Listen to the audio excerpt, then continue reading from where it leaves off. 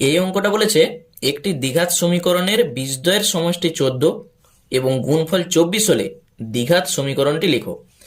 একটা তোমাদের সূত্র ছিল যে একটা দ্বিঘাত সমীকরণের দুটা বীজ যদি একটা আলফা হয় আর একটা বিটা হয়, তাহলে দুটা বীজ যদি জানা থাকে তাহলে দ্বিঘাত সমীকরণটাকে লেখা হয় এক্স স্কোয়ার মাইনাস দুটা বীজের যোগফল ইন্টু এক্স প্লাস দুটা বীজের গুণফল সমান 0।